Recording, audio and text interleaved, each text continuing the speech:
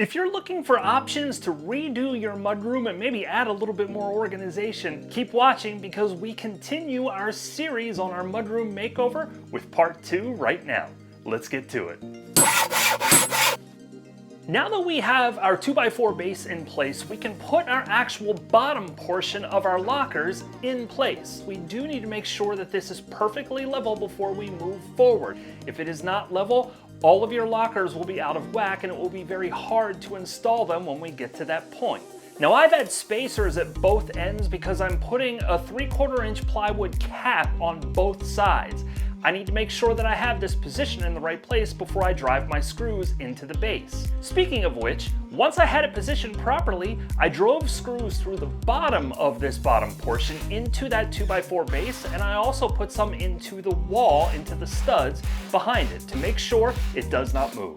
Now it's time to bring the lockers in for one last dry fit. The whole purpose here is to get a good idea as to where we're going to mount and how we're going to mount them to the wall once we get them into position. Now once I got mine into position, I saw that I had a small gap behind it that would be very tough to shim. So I decided to pull the lockers down, cut a section of drywall out, and I'm mounting a pine board directly to those studs. This will be my screw board for the tops of the lockers. Getting locker number 1 positioned properly is key because it will help you get the remainder of the lockers, no matter how many you're putting in place, in the right spot. So take your time getting this locker in place before you screw it into anything. To screw this locker into place, I'm using 1¼ inch wood screws. Being 3/4 inch plywood, I don't want to go beyond 1.5 inches when I connect these, so 1¼ works out perfectly. I clamped the base of the first locker to the bottom portion of the locker system which I just installed. I pre-drilled 4 holes and put my screws directly into it so that it anchors the bottom to that base. Next, I need to anchor the top of it up against the wall. With that pine board behind, it makes it easier for me to shim the top of this locker, making sure that it's level before you drive any screws into that board. For the top screws, I'm using 2.5 inch cabinet screws in order to mount it to the wall. I'm simply screwing right through my shims into that pine board to ensure that I have a tight fit up against that wall. With that first locker in place, it makes lockers 2, 3, and 4 a heck of a lot easier to install. There's only one difference here. With locker number 2, I positioned it right up against locker number 1, confirmed level, screwed it into the base. Now, I also used the same 2.5 inch cabinet screws to get the top screwed into the back, shimmed it just like I did the very first locker, and then screwed it through the shims. I also, just to make sure that this thing is solid, am screwing the left side of locker number 2 into the right side of locker number 1. I'm just looking for additional stability here, and I want those pieces to be nice and tight for when I put my face frame on. With locker 2 in place, now you just have to rinse and repeat that exact same process on lockers 3 and 4. I chose to add a top section to this entire locker system so that we can put bags and other large items up above the lockers themselves. I positioned that large piece up on top of the lockers and made sure that it was flush with the sides on both ends and in the front. To anchor this in place, I screwed into the tops of the lockers with those same 1¼ inch screws. I also drove some screws after I shimmed the back of it into the studs in the wall. Now when I installed that base piece, I put the 3/4 inch plywood spacers on both ends for that end cap. Now it's time to get that end cap in place.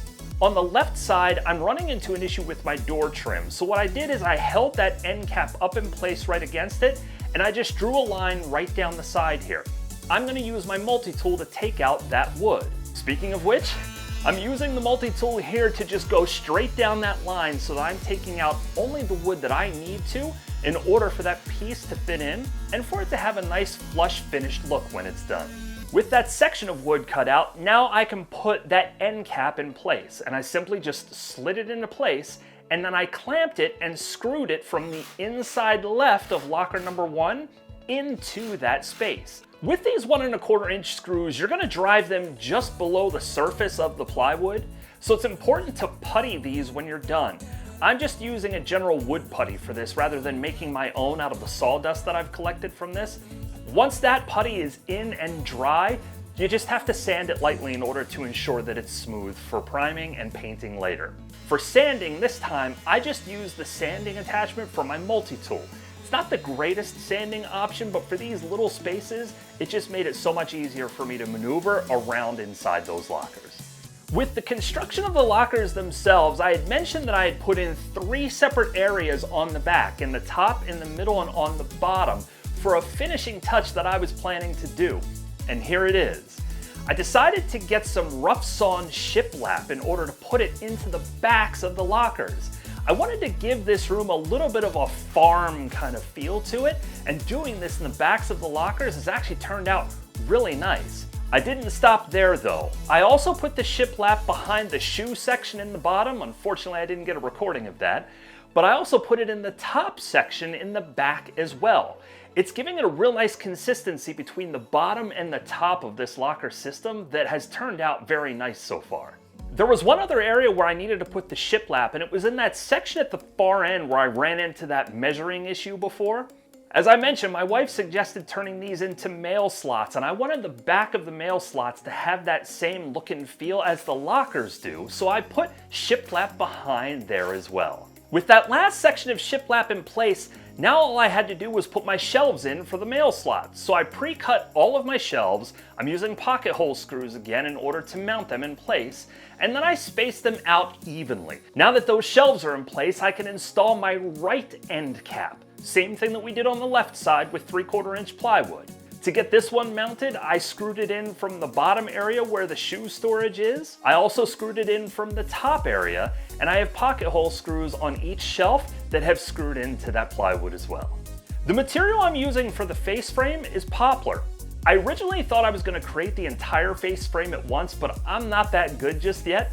So I did an initial square, and in order to create that, I came up with my measurements, and then I used pocket hole screws to attach each piece to each other. So I glued and screwed those pieces together and came out with this large frame. This portion of the face frame was glued to the front of the lockers, and then I just used finishing nails in order to attach it. For the remainder of the face frame pieces, I custom measured and cut each piece. I followed the exact same process by gluing it and then nailing it in with my finishing nails. The glue that I used for the face frames is Titebond Quick and Thick. This stuff dries fast, but it is so much easier to work with on a vertical surface because it doesn't run. It's very thick and it stays in place so that you have time to get the material up against the surface there before it dries or runs off.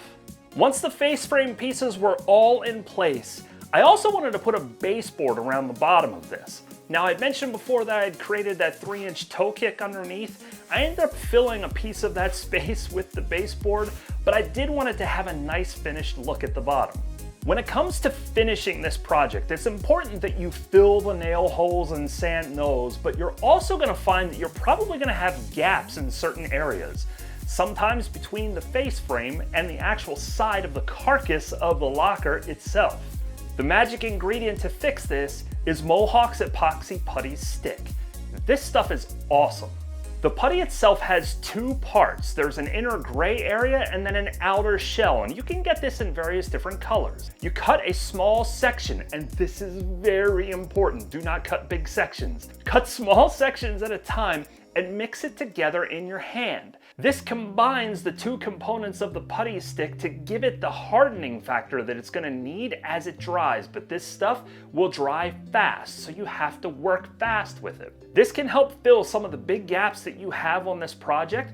It's way better than using caulk because this stuff can be sanded, and when it's done and finished, it looks as if you never had a gap there in the first place. Once that dries, I knock off the excess with a putty knife, and then I use my sander in order to sand those edges. When it's done, it is nice and smooth, and it is very easy to prime and to paint. Now, I haven't finished this last step. I still have a lot of gaps to fill and sanding to do, and then it'll be ready for priming and painting, but I hate painting, so my wife is going to handle that step. Hey, I mentioned earlier that I used pocket hole screws to attach all of my pieces together. If you'd like to learn a little bit more about that, click or tap on this video. And until the next time, keep doing it yourself.